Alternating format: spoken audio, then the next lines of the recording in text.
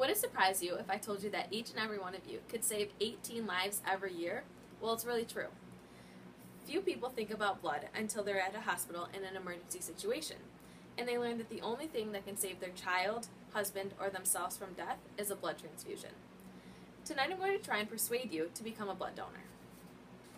You may be asking me why I'm trying to persuade you to donate blood. But did you know that someone needs a blood transfusion every 2 to 3 seconds? And 95% of all Americans will need a blood transfusion sometime in their lives. That means that you, your family, and your friends will need the support of volunteer blood donors. This is why today I urge you to go out and donate blood. I know some of you may hate the thought of needles or think that giving blood won't really help. But please consider what I say and make a better informed decision after hearing the benefits I present to you in this speech. Here are some facts about the blood supply, the needs, and the donors currently. Approximately 36,000 units of red blood cells are needed every day in the U.S. The average red blood cell transfusion is approximately 3 pints. The blood type most often requested by hospitals is type O. Only 9% of people in the U.S. have type O negative blood, and type O negative are the universal red cell donors and can be given to people of all blood types. A single car accident victim can require as many as 100 pints of blood.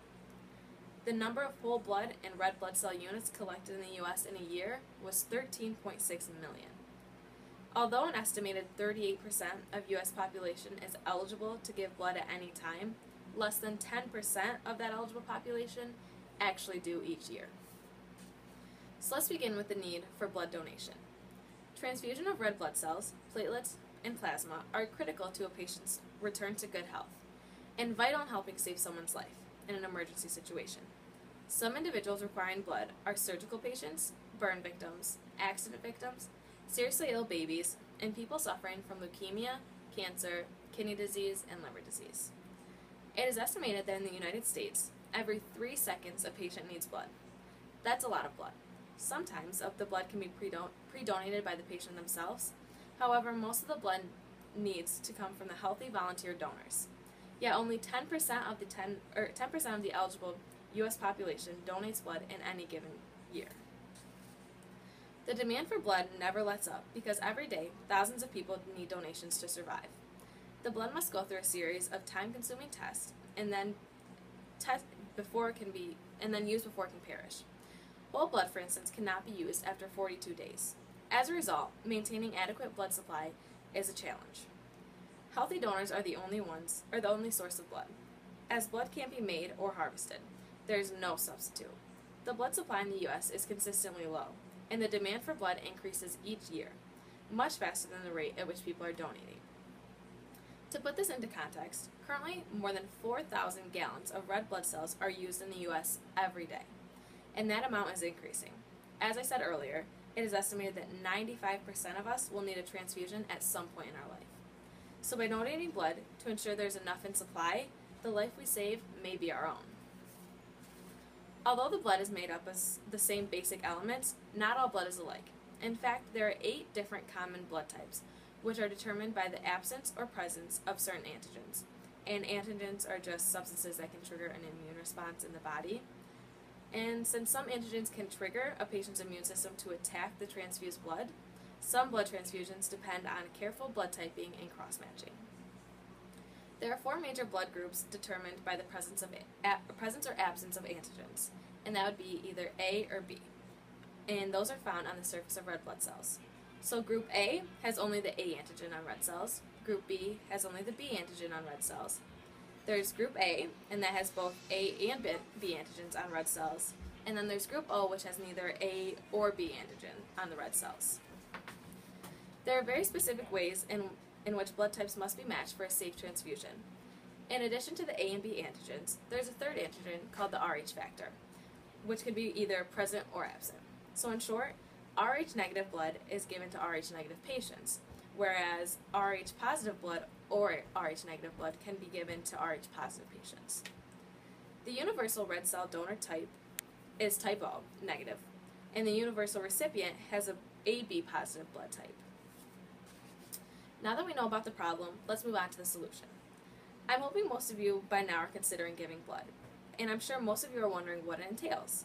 Well, giving blood is an incredibly simple, four-step process of registration, medical history and mini physical, donation, and then the refreshments.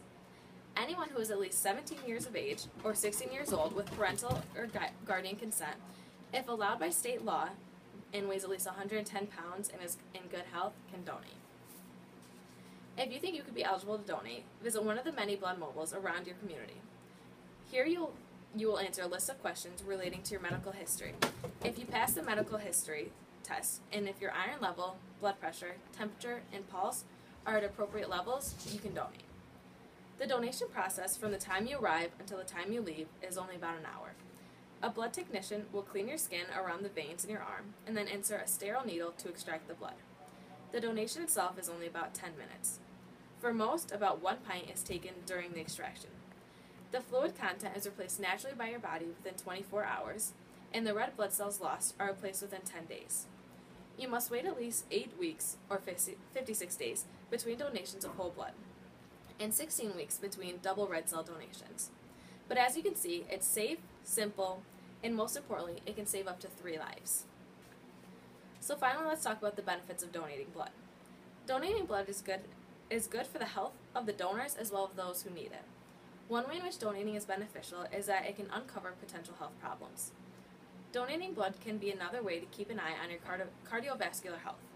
You'll receive a mini physical, as talked about before, as prior to the blood draw. This can sometimes shed light on the issues you didn't even know about.